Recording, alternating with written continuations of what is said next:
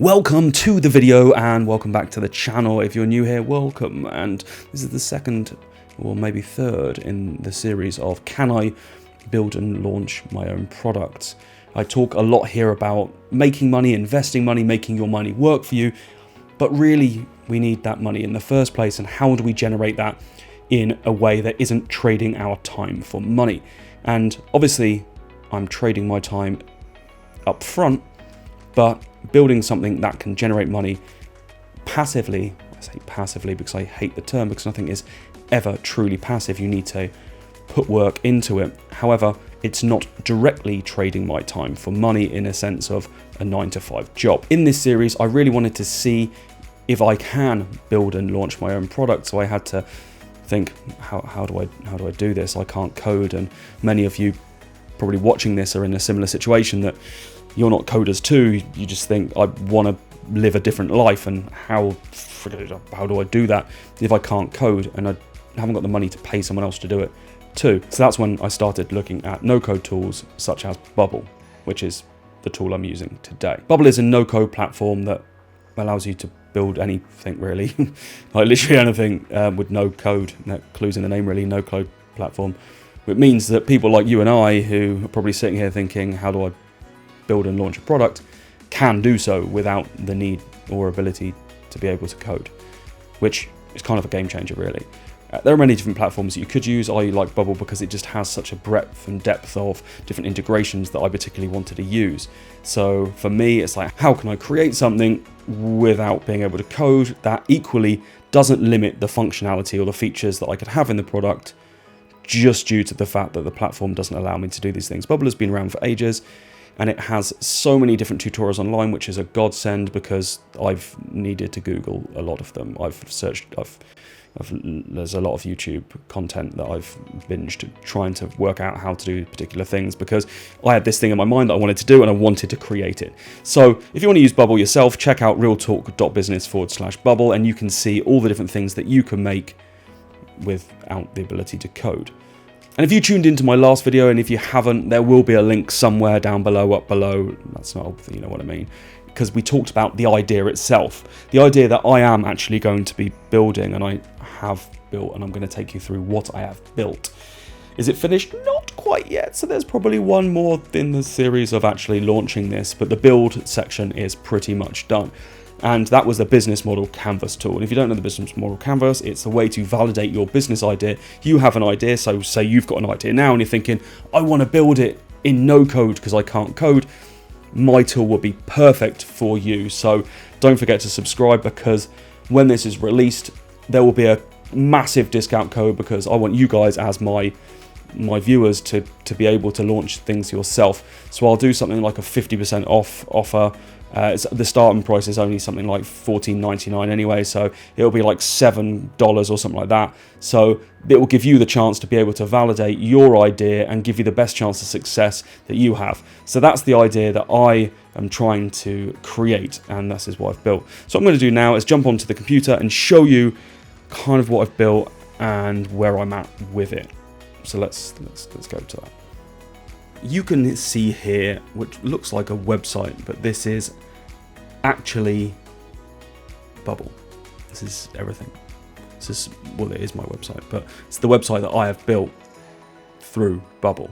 And so I can go by page. I'll show you all the different pages in a minute, but you can see here, this is like my call to action. I'm not sure if that's going to be my eventual call to action. I've got a couple of different ideas. I'm going to try and validate this myself. I've put it onto one of the communities I'm on, Indie Worldwide, and so I'll link to the Indie Worldwide community as well, because they give really good feedback too. So I'm a part of this community, so they're giving me feedback on my copy to try and make it maybe a bit more positive. So instead of stop wasting time, but maybe more of a positive reinforcement, like improve your chances of success, or faster product market fit, or whatever it might be that translates the value in a more positive way rather than the negative, because this is like the negative side of what stops people doing. but I want it to also be something that is more positive at the same time. But again, with Bubble, I can quite easily change that if I really want to change it. Click on that and you can see this is text element, and in this corner here you can see I can just change it very easily. So things like that, very easy to change. I can change whether it's responsive or not, so if it changes size, this fits into mobile view as well. So then it's a bit of a text of what I want them to know. So this validate your product's business idea today, give you yourself the best chance of success. So again, these two are subject to change. I'm going to try and do maybe some A/B testing, see which one converts the best and which one is the most valuable, I suppose. And so then you can go down, and again, I'm going to change these, and I haven't actually finished all of these different features yet because they're quite hard, quite difficult. So I wanted and these prices aren't correct. So for example, like this 28, that's not the right price. So it is 40. The base one is 14.98. So I can quite easily change that. This one isn't that. It is 24.98. And I can't remember what this one is. This is like all encompassing. It means that you can do everything on this. And I can't remember what I said this is going to be, but let's now put it at. No, we don't want to, maybe because that's too far ahead of that one, I think, even though it's everything. Maybe we'll just go 49. In fact, let's leave it at 48.88, right? So the idea is that you can see by the pricing that I've put this one bigger because I want people to go for this one more. However, when I first launch, these will be coming soon because so I'll have to move them around to make this one the only one that's in the middle, because the things I haven't built yet, the downloadable canvas, I need to build a feature that enables people to download the canvas themselves so they have a copy of it as a PDF. I think that's valuable. I think this is something that people want. And there's some more things in here, like unlimited access and things like this. So I need to change some of these to make sure that they work. And all of these, again, so the wording and what you get in these is going to change slightly. But yeah, for testing and everything like that, it works. So if I then go to the different pages, so these are all the different pages I have.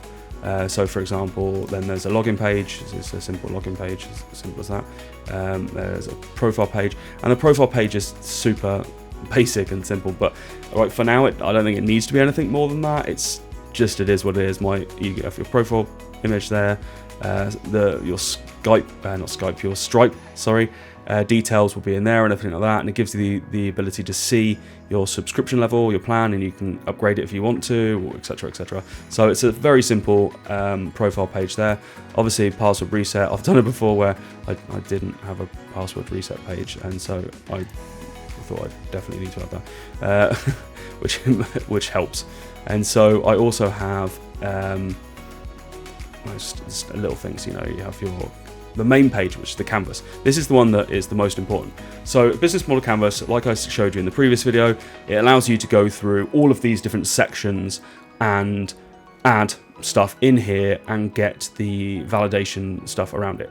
So not only does it allow you to click on here, and then once you click on here, you can edit in here. So once it's there, so for example, if I click on value proposition, I edit my value proposition, it comes up and says the value proposition is there. So as soon as I click on that one, this is obviously in design mode, so it won't show you that. So if I click on that one, it comes up and shows you that you're editing the value proposition. Then you start typing what your value proposition is, and this is linked to ChatGPT. So ChatGPT knows, it's got a prompt in the background that fires off, so it tells you, well, first it asks you questions. So it asks you 10 questions, says, what about this, what about this, what about this? Because a lot of people often come in and say, I'm building X tool. And it's like, okay, what's the value of the tool? And it tries to get really down to what the value of the product that you're thinking about is for a user. And once you've got through to the full end, not only does the questioning and the dialogue help you get some more clarity, it helps the GPT learn as well about what you're trying to do. And so then once you've then finished filling in all of these and saved them at the bottom, it then has a tick in all of these, which allows you to then run the tests. And so when I do validate my model, it sends all of this data and asks the GPT in the back end, so it collects all of the data from all of these that it's learned, and then it fires off a prompt in the background when I click this button that allows it to give tests. So it says, here you'll find all the test suggestions for your business model canvas outlined. And so what that means is we have a number of assumptions in the canvas. So for example, we're assuming that people give a crap about what we're selling in the first place, and how we're going to reach our customers, and who our customers even are. And so the tests will then go and give you ways to validate that. Like these are, you said that you're going to reach people on Twitter. What validation proof do you have that that's a channel? And so it will say, run these tests to validate that. And then what you can do is you can put in all of your validations here and then save it. And the idea is that once you've done that, the future state will mean that you can do things like not only just download the model and all of the data yourself so you can have it as a PDF, but I'm looking for like upsell features to be able to convert it as a Google Slide pitch deck. So if you want to pitch the idea to someone, it has literally all of the information that you need in here. It tells you your customer, what you've done to validate it, how you know what it's going to cost. All of the stuff that you would have in an investor pitch deck will be present in here. So you can literally be able to click a button, and again, that's going to be a paid option because it's going to be quite a pain to actually implement, but it'll be something like $9.99. So you can have the starter level. So you can go, look, I want to have my starter level $14.99 base, but I want to be able to download it, which might be like $4.99. And I might want to download the pitch deck, which is $9.99. You go, well, I may as well get whatever, which allows me to do that anyway. So it's trying to allow you to have upsells within the product, as well as be able to say, well, actually, I may as well go for, say, God mode, and I can do all of it, and I can validate any product any time, whenever I want. And so that's the idea of how it works. And this is the great thing about Bubble, is that you can just create all of these different like groups, repeating groups, pop-ups. I can create a pop-up when something happens. I can change the behavior of whatever I want. So whenever this is clicked, for example, I can say what happens, where it goes. I can edit the workflow of what happens. All of these different things here I can change, but and again, I can change all my styles, all my data, so where it goes. So I can see here wherever all my data goes, all my different workflows, see when this is clicked, get started, when that's clicked, when that's clicked. So all of these different workflows, you define a workflow based on an action. So, you know, when something happens, this happens when group R, group Q, these are just the names of, because I haven't really named them, but of the get started buttons. So I can change on here a different workflow for this particular page. There are only 3 workflows here because there are only 3 buttons that are clickable, but you can configure those to do exactly what you want. And for plugins as well, you can add so many different things that you want. I'm going to add an intro.js, which is like pop-ups when you hover on something, sort of, you know, onboarding to guide people through, saying now click here. Like, you know, when you go on websites and it's something, there's a new feature and it says, well, just click here to get started, or don't forget to save here. So it's like the helper text that pops up that helps people, because I want to make sure that it's as clear as possible, that people know exactly what they need to do. I've also got Amplitude. I really like Amplitude. It's a nice user analytics, so I can see what people are doing, so I can understand if people are actually clicking on the things I think they should, or if they're not. So that helps me make sure I can make it as clear as possible. So I'm using these two to try and give myself the best chance of success as possible. I've also got the Stripe integration, because that's exactly what I need for payments, and obviously the OpenAI ChatGPT, because that's what I need for the stuff in the background. These are the ones I haven't really done too much with, but apart from things like little loading animations where I want certain stuff to happen. But yeah, that's really the main part of what I've created. Now what I need to do is go through and change some of these to make sure they reflect exactly what they get currently, and things like on the canvas. If I launch the canvas in a preview mode, you can see what it would look like not in design mode, for example. So here we go, we can see exactly what this looks like. If it loads, this is like, there we go. So this is exactly what it will look like for, oh no, it's making me log in, which is great. Don't have an account. So it's little things like this, because it's like, well, you can't just create an account, because you need to pay for it. So it's testing these things in live to make sure that the workflows work. And these are the things that I'm just learning. So for example, I want to go directly to that, but it's like, well, you don't have an account, so you can't go to that. But then could I technically sign up? Should we just go for it? Should we see if I can sign up without paying? Oh, the email's already in use. Should we try a different one? Ross plus Canvas. So it still makes me... I thought I added something in here. I was just curious then, because I didn't want that obviously to be the case. So now it will obviously make me pay for it. So then I can pay for the service, and it will let me in. But when you go through, it's things like you can create a new canvas here and stuff like that. So I need to check all of this and test as much as possible. I've gone through a couple of canvases and it does pretty much what I want it to do, but I need to improve some of the helper text to make it work as I would like. But yeah, if anyone's interested in testing this as well, drop me a message, completely free. Drop me a comment, and yeah, we'll sort something out to just give me a help in testing with, really. So that's my business model canvas product. That's the idea. It took me longer than I thought to build it, because obviously, I mean, for me, it's kind of, I'm not necessarily scope creep, but I wanted it to provide the value that I had intended, that I set out in the previous video. So I said exactly what value I wanted it to do, and I still don't think I'm fully there. And I think there's a real difference between launching something that is perfect, which is never going to happen. It's just not a thing. And launching something that provides the value that you intend to your users. And so if it doesn't meet that value and you're launching something, everyone says, just launch it, it's fine, you launch too late.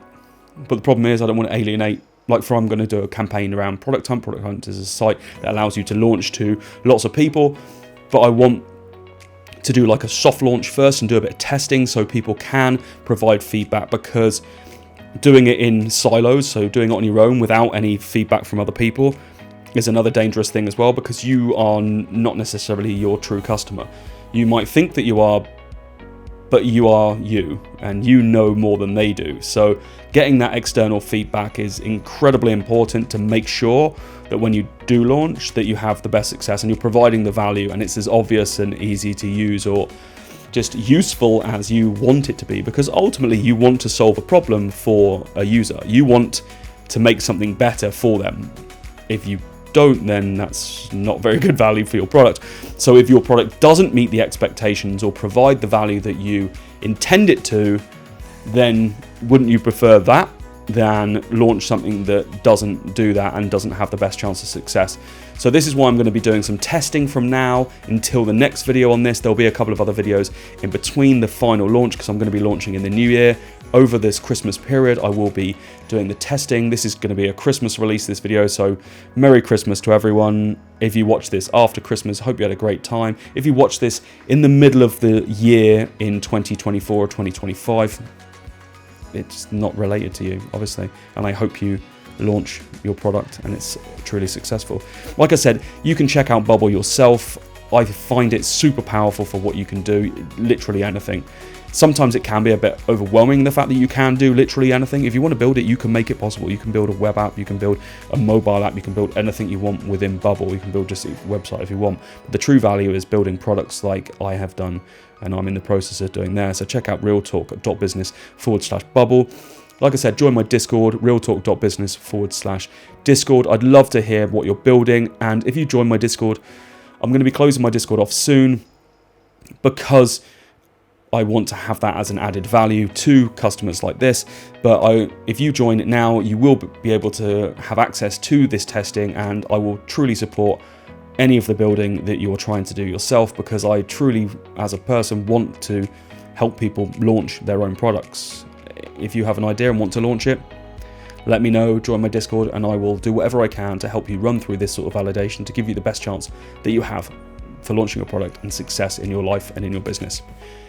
If you have any questions on this, anything relating to it, the business model canvas, whatever it might be, drop me a comment below. Hope you enjoyed this video. As always, don't forget to like, comment and share. Otherwise, I will see you on the next one when I finally launch this and hopefully have a successful-ish product. Otherwise, see you on the next one. Peace.